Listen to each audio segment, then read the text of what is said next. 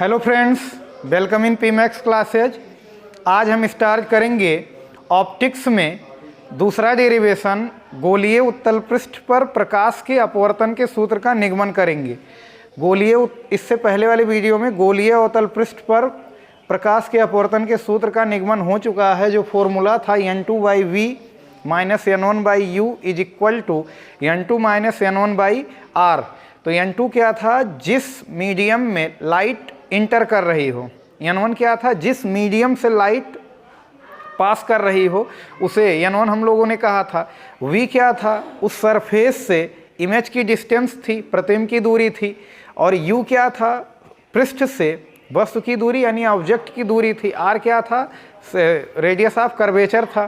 तो यही same formula हम लोग गोलीय उत्तल पृष्ठ के लिए भी डिराइव करेंगे, बस थोड़ा सा इसका डायग्राम थोड़ा सा डिफरेंट रहेगा, बस बाकी सारा का सारा कॉन्सेप्ट वही रहेगा। उसमें भी हमने बताया था कि 3 स्टेप में उन चीज़ों को हम क्या करेंगे, डेरिवेशन को ख़त्म करेंगे। तो इसमें भी 3 स्टेप में ये डेरिवेशन ख़त्म होगा।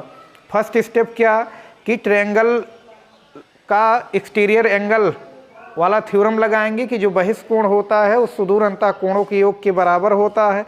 दूसरी लॉजिक लगाएंगे, स्नेल के नियम को लगाएंगे और स्नेल के नियम को सॉल्व करके उसको बनाएंगे इक्वेशन नंबर फर्स्ट। फिर अल्फ़ा बीटा गामा को हम एक और बार राइट एंगल ट्रायंगल का यूज करके राइट एंगल ट्रायंगल से फिर किसका प्रयोग करेंगे? अल्फ़ा बीटा गामा की वैल्यू को एलिमिनेट करेंगे यानी गायब करेंगे, और बाद में सॉल्व करके n2/v minus n1/u is equal to n2 minus n1/r का निगमन कर लेंगे।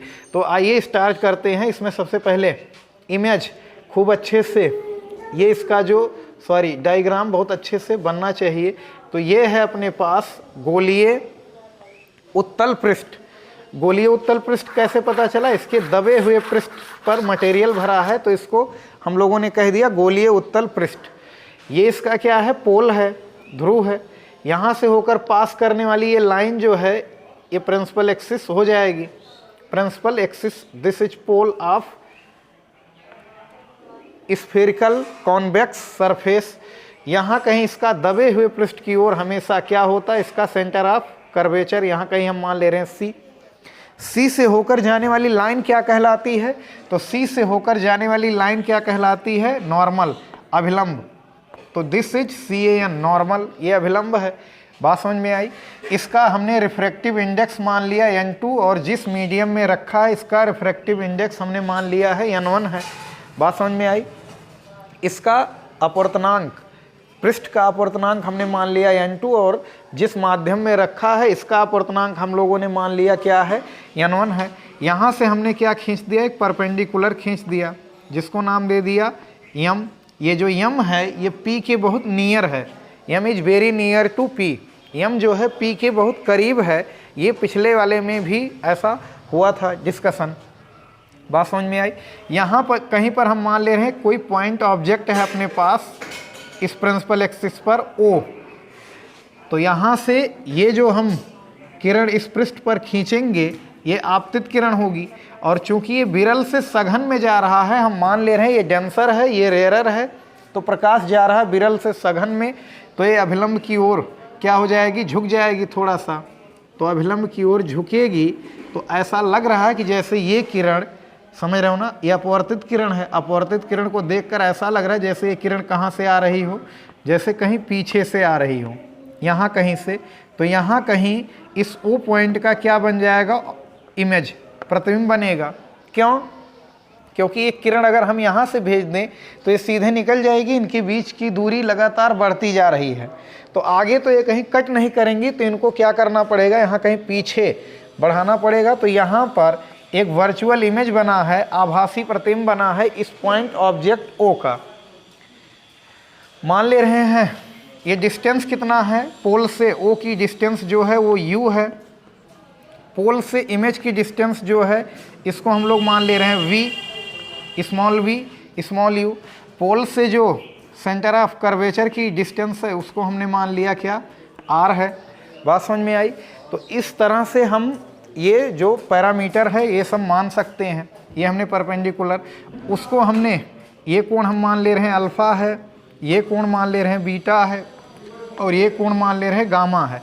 इसमें कोई डिफर भी आप मान सकते हैं, चाहे जैसे मान लीजिए अल्फा बीटा गामा कहीं भी मान लो, उसको तो एलिमिनेट करना है, गायब करना है, उससे कोई लफड़ा नहीं होगा। बात समझ में आई?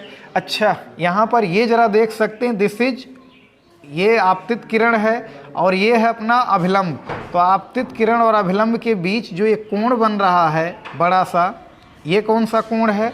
तो ये है आपतन कोण, ये है आपतन कोण, इसको रिप्रेजेंट करेंगे आई से।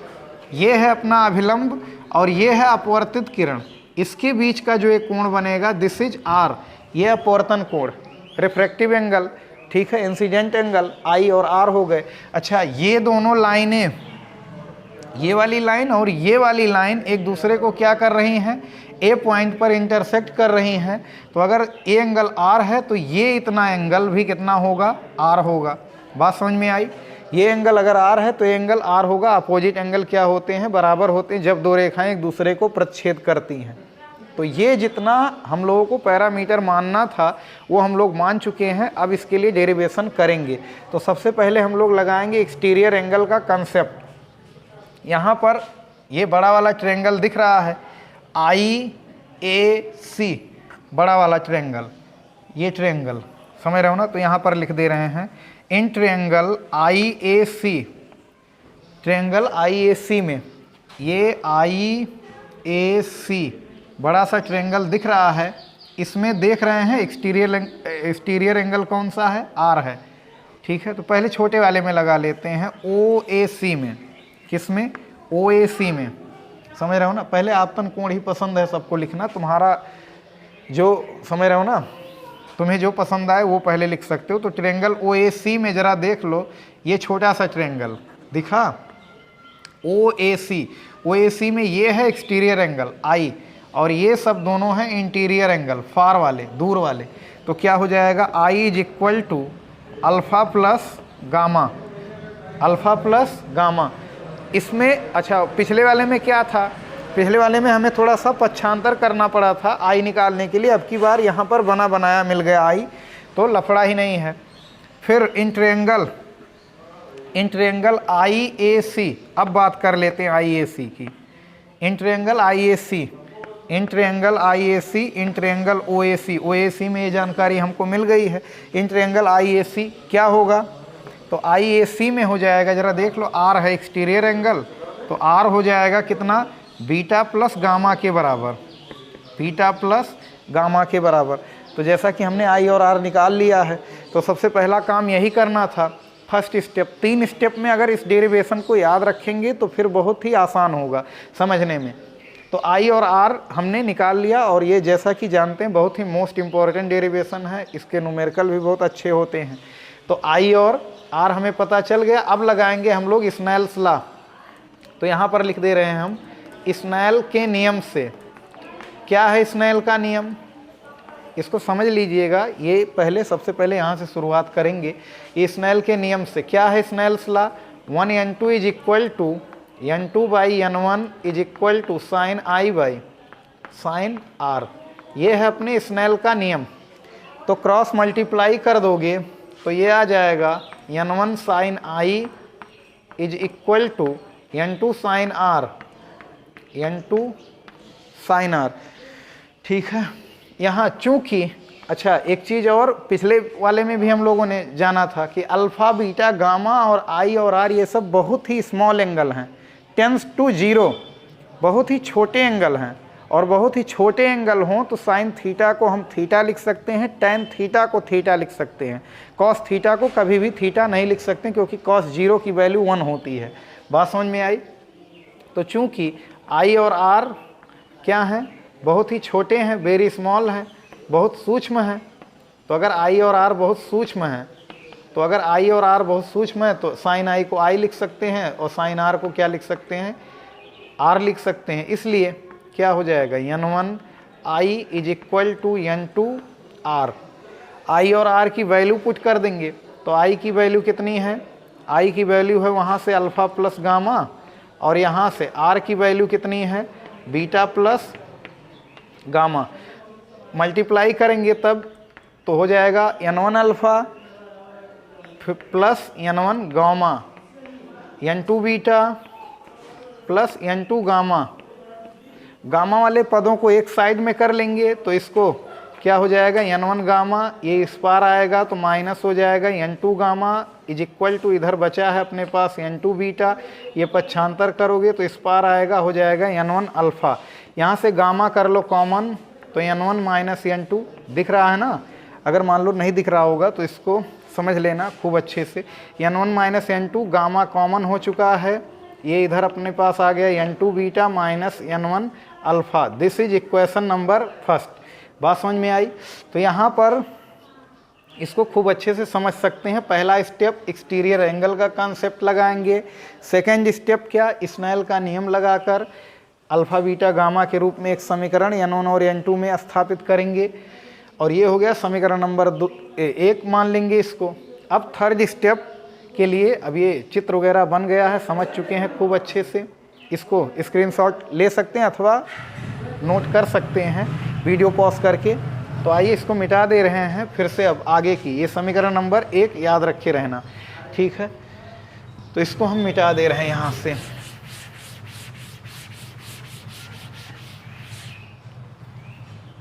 यहाँ कहीं लिख दे रहे हैं N1 minus N2 gamma is equal to N2 beta minus N1 alpha. ये अपने पास समीकरण नंबर 1 है। अब फिर हमारे पास 3 राइट एंगल ट्रायंगल हैं। तीन राइट एंगल ट्रायंगल हैं, समकोण त्रिभुज है। पहला क्या है, AOM या OAM। इन ट्रायंगल OAM में जैसा कि हमने बताया अल्फ़ा बीटा गामा सब कैसे एंगल हैं, तो वेरी स्मॉल एंगल हैं। अल्फ़ा को हम लिख सकते हैं tan alpha is equal to, tan का फॉर्मूला क्या होता है, परपेंडिकुलर बाई बेस, लंब बटा आधार। तो लंब कितना है इसमें AM, आधार कितना है OM। लेकिन जो m है वो P के बहुत नियर है, बहुत करीब है। तो m जो P के बहुत करीब है इसलिए हम m की जगह P लिख सकते हैं और m की जगह यहाँ भी P, यानी AP और डिवाइड बाई OP की जगह हम लोग लिख सकते हैं माइनस U, साइन कन्वेंशन का यूज करके AP by minus U। Beta ऐसे इसी प्रकार इन ट्रायंगल, बड़े वाले ट्रायंगल IAM में एंगल समकोण त्रिभुज में बीटा का फॉर्मूला क्या बनेगा, beta is equal to tan beta, क्योंकि beta is very small angle. क्या हो जाएगा, परपेंडिकुलर, तो फिर वही AM।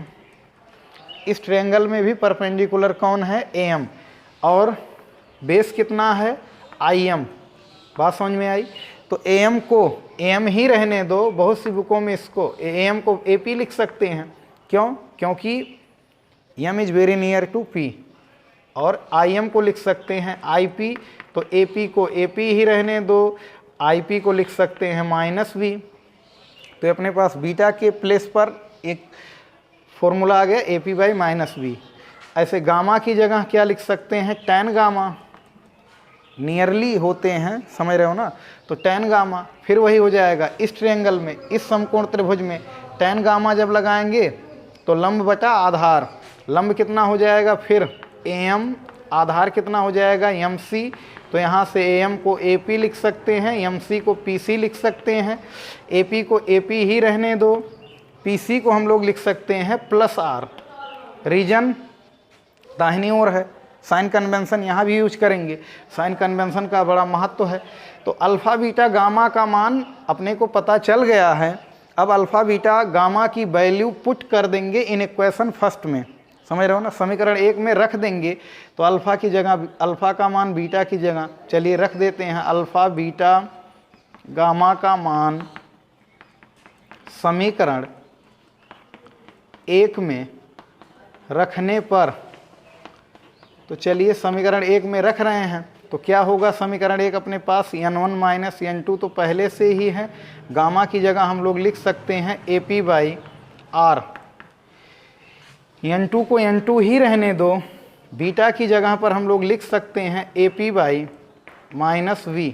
अब ये माइनस यहाँ लगाओ, चाहे यहाँ चाहे यहाँ, चाहे डिनोमिनेटर में चाहे न्यूमरेटर में, चाहे उन दोनों के बीच में कहीं भी लगा सकते हैं इस माइनस को।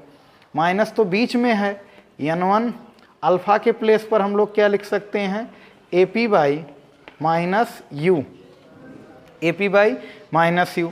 यहाँ से क्या हो जाएगा, एक लाइन और लिख दे रहे हैं, समझते हुए चलना इसको। अगर नहीं दिख रहा होगा नीचे वाला स्टेप तो इसको समझ लेना खूब अच्छे से।